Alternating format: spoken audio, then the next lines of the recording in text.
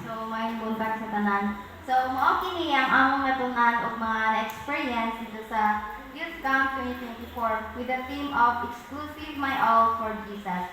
So, karon nga camp sa kuha, natubag yung tanan nga mga pangutana about sa pagtuo. And usa sa mga pangutana nako is nganong hinay ang pagtubo sa usa ka tawo dira kang Kristo. So, sa first night, na-answer gud siya nga question. So, ang gingon dito is the reason why nga ang tao hinay sa pagtubo diya sa Ginoo kay tungod dili ang Dios ang pinakauna natong priority.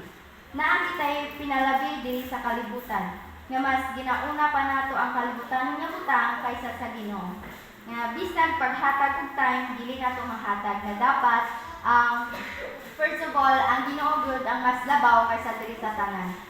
So, dako gid kaayo tabang kini, especially sa mga campers nga madungog nga manindot nga mensahe.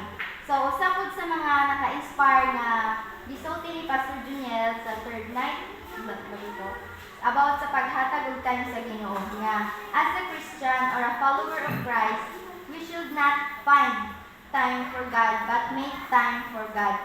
Kay mas importante nga kita offer kitag time para sa Ginoo kaysa magulat ta kung kano sa ata makakitag time mo pa yung hatag ta sa dira time sa Ginoo kay karon gyud is dili ko ka kuan ka focus gid kayo kay maybe sa students maybe mo ngita sila time para sa Ginoo which is natin mga study gyud lisod. So sada ko na ikaw yun mo set yung time para sa Ginoo para dili ka walang yung time dira sa iyaha. So sa mga importante pod nga mohatag time ta sa Ginoo kay sa pagpangitag time o karon sa pray. So sa mga experience sad namo karon nga ka especially sa pagbahig-bahig sa grupo, first time kini nga nahitabo sa mo ang kami nga mga dagko nga senior high mga modern college na nag-usa gid ni tanan uno mi kabuok. Then ang mga bata nga mga elementary sila gid tanan nagbulag-bulag ang usa ra ka buok sa usa ka color. So first time dito na mo naka-experience nga kami mga senior high nagkakoy ni tanan. So wala gid nag-expect ato. So then bisag kami nga grupo red team ni, fifth from me.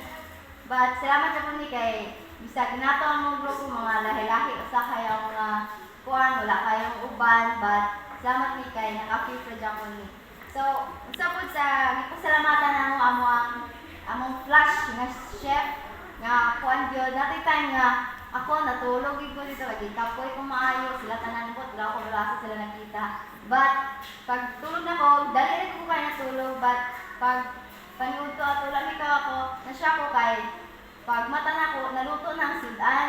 So abi na kog dugay kay dali murag manok ang sudan so dugay pala ta ko dugay di maluto but among flash nga chef dali ko kayo sa lagi time nga kami mag kaon mi malate siya luto but kung time gyud kami gyud lahit gyud mas lahit. So salamat mi sa among flash nga chef.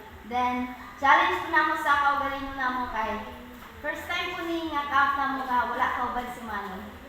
So kami gitanan sa kanila sila nga on gyud nga wag salit ka dumi kay Manong.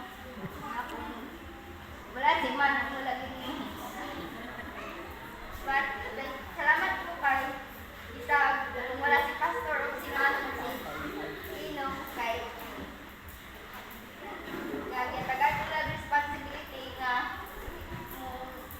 may mong ati sa ilatanan and very thankful yun kay na accomplish na bisag nato yung mga higil may kayo kapagay but salamat may kay na ako'y naghatag na gudang Ginoo sa mga nga sa kapag-guide sa ilaha.